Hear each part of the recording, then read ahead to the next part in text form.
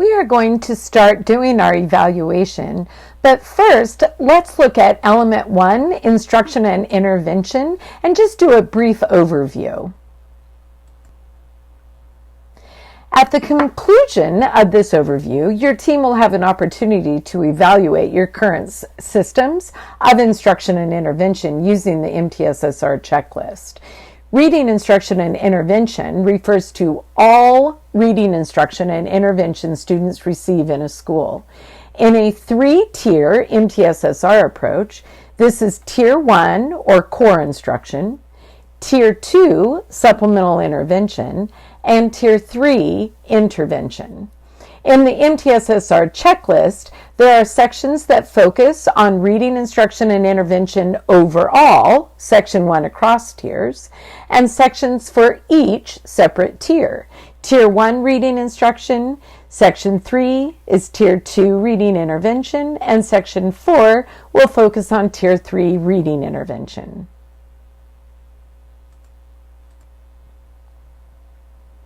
Effective reading instruction is the nucleus of a school's MTSSR system.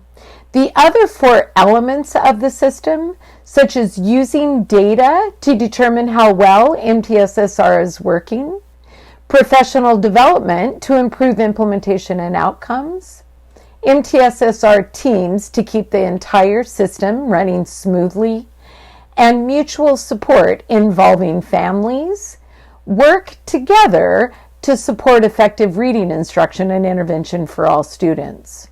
The reason instruction is the nucleus of the MTSSR system is simple.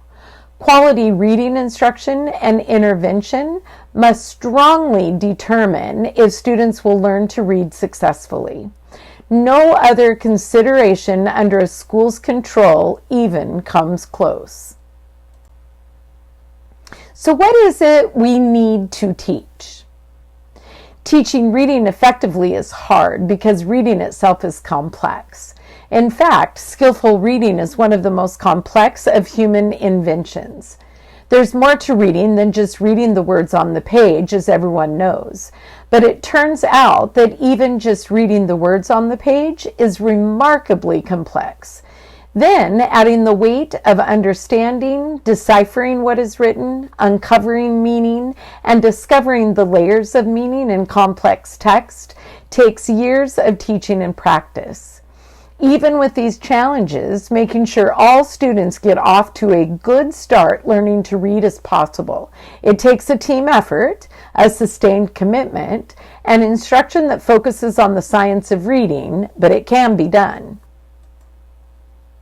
Reading is a multifaceted skill, gradually acquired over years of instruction and practice. When looking at the decoding skills, we're talking about those print concepts, phonological awareness, phonics and word recognition, word knowledge or sight vocabulary, and the fluency. These skills are critical in this path that students take to get to reading comprehension. If they haven't mastered the phonics and word recognition, if they're not reading with a sufficient fluency and applying their skills, then their comprehension won't be supported.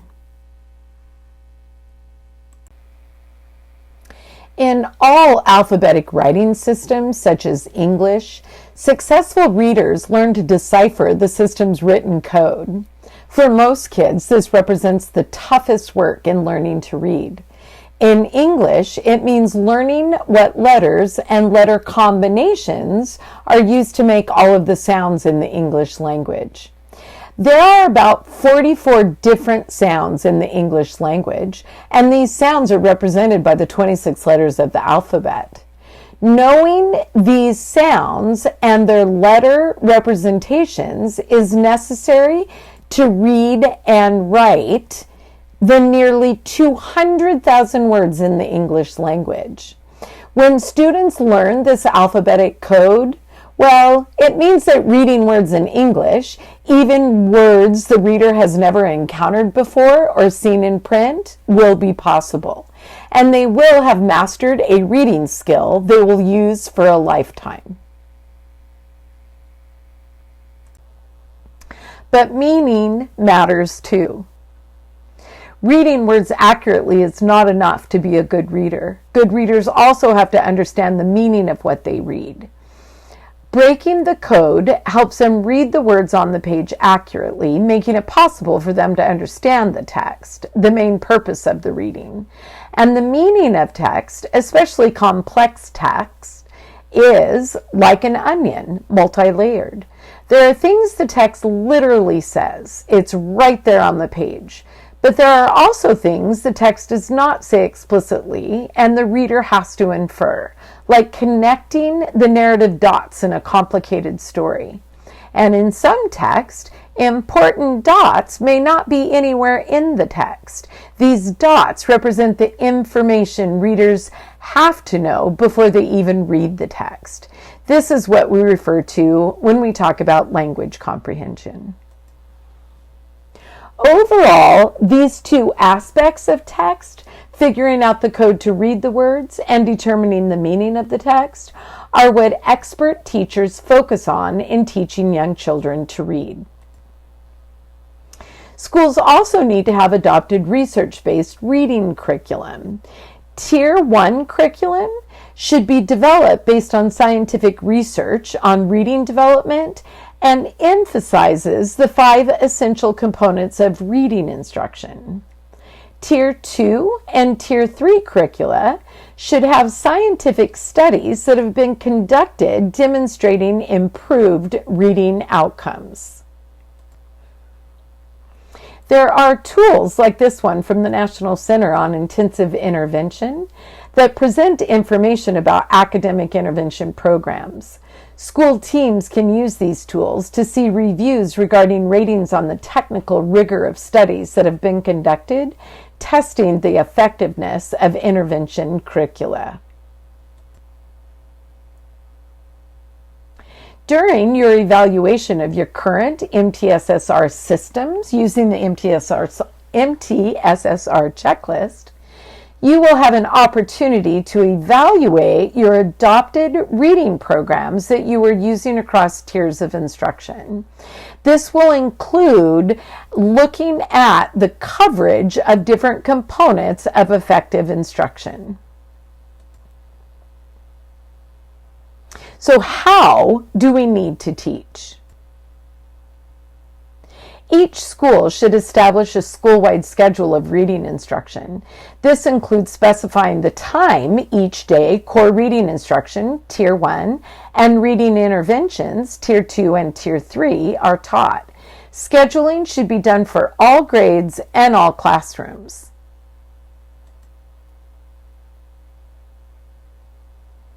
Instructional emphasis should be aligned with student needs. When we look at the interventions teachers do, it should be similar to what regular classroom teachers do. They should be focusing on the same 5 areas of reading development, and they teach in a way that is systematic and explicit. During intervention, staff will focus more on specific areas where students are struggling. For most students, this will be learning the code, especially how letters represent the sounds in language. Struggling with this part of learning to read makes it very difficult to read words accurately.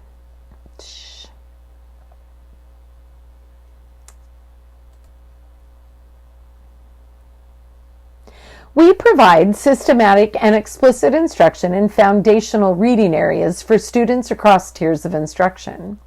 For most students, needs are met in Tier 1 core instruction. That's all students. Teachers using prioritized content and teaching routines are going to equal that high quality instruction. Whole group, small group instruction should both be occurring within that Tier 1 instruction. For students, though, who are struggling, schools provide interventions to support them. These interventions might be for students who are having some difficulty but are also making progress, these at-risk readers. They can be receiving the core-aligned small group instruction for their strategic intervention, and scaffolding should be occurring as needed. These interventions are usually referred to as Tier 2 interventions. Some interventions may be for students who are struggling quite a bit, and these interventions are usually referred to as Tier 3 interventions. These are for students that are not responding to that high-quality Tier 1 and Tier 2 instruction. It also should be core-aligned and be small group for that intensified intervention. So it's that shift to that intensification. All interventions are usually taught by other reading teachers, sometimes teachers with specific expertise in helping students who are having difficulty learning to read. I want you to focus on students 1 and 2 on this slide. They are involved in Tier 1, Tier 2, and Tier 3 instruction, with delivery of instruction intensifying for each tier. The dose intensity, the dose form, and the dose group size intensify all the way through to Tier 3 intervention, and also within instruction. Pace may also change depending on student mastery of material within the intervention. That decreased group size, heterogeneous smaller groups, and increased instructional minutes is what's going to support those students across tiers of instruction. Here's another way to look at what it might look like for students to receive instruction across tiers. Here's an example of a foundational skills reading lesson that would be delivered to all students during Tier 1 instruction, covering grade level skills. And then, during the Tier 2 intervention, students demonstrating risk would receive a similar aligned lesson during their Tier 2 reading instruction that could be a pre-teach of the foundational skills lesson they received during Tier 1 instruction. The goal would be to catch these students up to their grade level peers by having consistent and common language that's used as part of the instruction across those two tiers and aligning those foundational skills. Finally, for those students who are receiving the high-quality Tier 1 and Tier 2 foundational skills lesson and are continuing to struggle to master the skills, schools can intensify the instruction for students based on the student needs. Teachers identify those 2 to 3 areas of weakness according to lesson mastery and diagnostic data. For example, they could intensify and add more phonemic awareness instruction.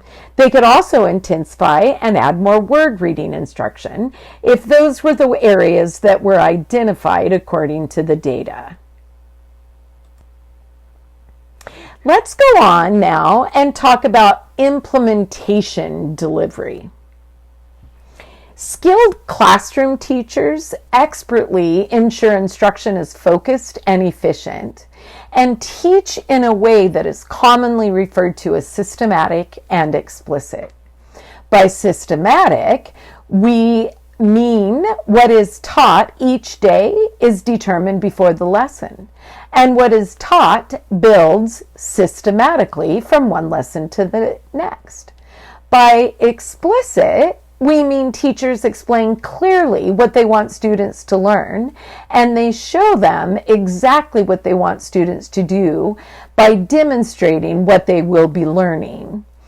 Expert teachers support what students are learning by doing it with them, especially when students are first learning new concepts and ideas. Then, when students try to demonstrate that they can do it on their own, teachers give lots of feedback to help and encourage them. And they give lots of practice opportunities with that feedback, so students learn really well the key ideas and concepts. And of course, there's that act and art of teaching, the instruction.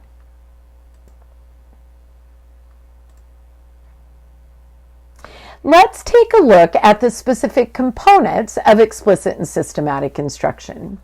When we look at explicit instruction, we should see a teacher explanation stating the learning target, a teacher model showing students what it's going to look like, practice opportunities for all, using a signal, having judicious reviews so there's practice over time, using appropriate pacing, providing immediate corrective feedback, and checking for understanding, making sure that students are learning what we are expecting them to learn during that lesson.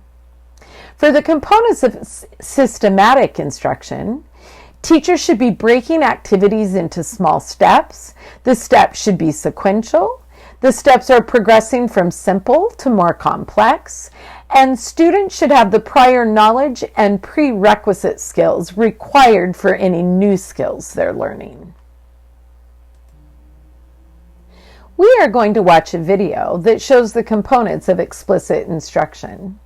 We have labeled the video to help you identify those components within the delivery of the lesson. You will notice that the teacher uses quick pacing, but is ensuring that all students are practicing each item with accuracy and checks individuals for mastery at the completion of the routine. Let's watch it. Ready? We're going to practice saying sounds. When I point to the sound, say the sound in your head. When I tap under the sound, you will say the sound out loud. My turn. Sound. I. Sound. E. Your turn. Sound. I. Sound. E. Oh, wait for the tap. Sound. E. Sound. I. Sound.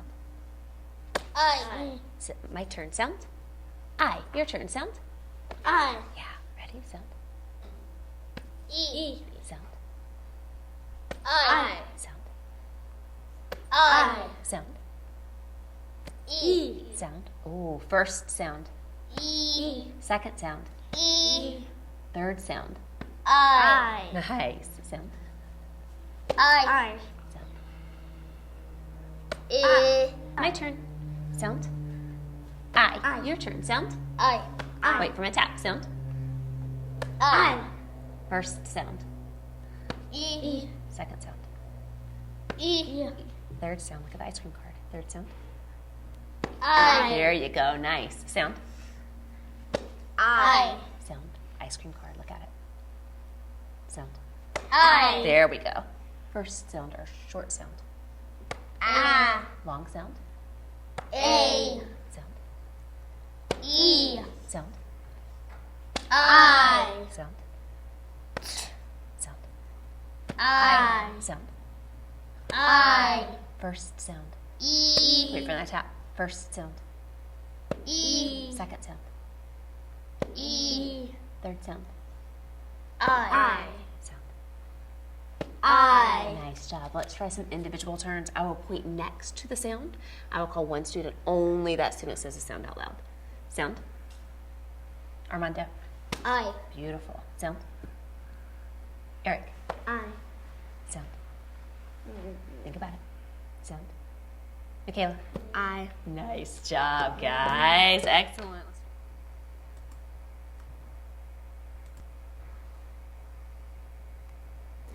During the evaluation of your current MTSSR systems using the MTSSR checklist, you will have an opportunity to evaluate the actual use of explicit and systematic instruction within your school. All right, let's move on to the evaluate and score for element 1, instruction and intervention. Your school teams will now have an opportunity to look at using the MTSS-R checklist to evaluate your school system. We will walk through the process with you step by step. You should have the link and be able to make a copy of the document that your team will use. You'll want to work from a single copy to record responses for your team. You can share the template with the team by clicking on the share button and entering your team's email addresses in order to collaboratively complete the checklist. You will score each item on the checklist to evaluate your current implementation based on clear evidence. A score of 0 means implementation is either not underway for that item or is in an early stage of development. Evidence of quality is either not being collected or is in an early stage of development. A score of 1 means implementation is clearly underway, but substantial room for improvement exists. Evidence of quality is being collected, but use of evidence to make improvements could be substantially improved. A score of 2 means implementation is clearly underway and implementation is strong or close to desired levels of quality. Evidence of that quality is being collected, and use of evidence to make improvements is running smoothly. When you're working with your team to determine the score for each item, please remember that the ultimate goal really isn't about the score. The goal is the quality of discussions that you're having with your team in order to make sure that you have the highest quality of implementation for all of these items within your school. So make sure that you're working as a team, including everybody in the conversation as you're discussing what is your implementation like for each of these items, so that when you do get to your action planning, you'll be able to go back and review your team discussions. On the toolbar at the bottom of the checklist, you will see the different worksheets. The arrow is pointing to the start here. In that worksheet, there's a description of each of the elements, a little summary of each of those elements, as well as some explanation.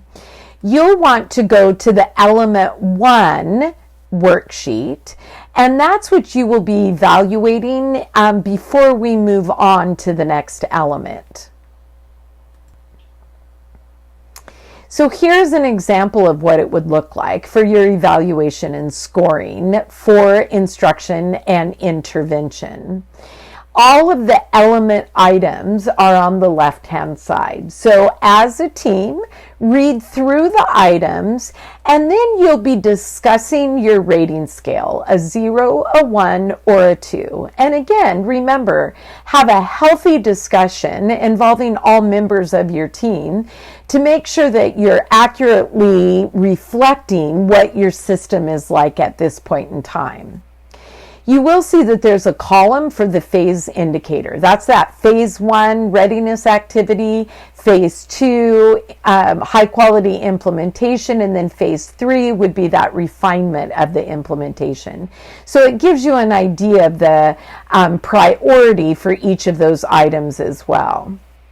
And then there is a place for discussion notes. So make sure that you're putting down any evidence that you have, that item is in place, any notes that your team has talked about that, because your team can go back and refer to that as you're doing your action planning. All right, it's time to stop the video and work with your team to score each item and each section of this element. So just do the scoring for instruction and intervention. Section 1 across tiers, Section 2 Tier 1 reading, Section 3 Tier 2 reading intervention, and Section 4 Tier 3 reading intervention. After you've scored that section, come back to the overview of Element 2, data use.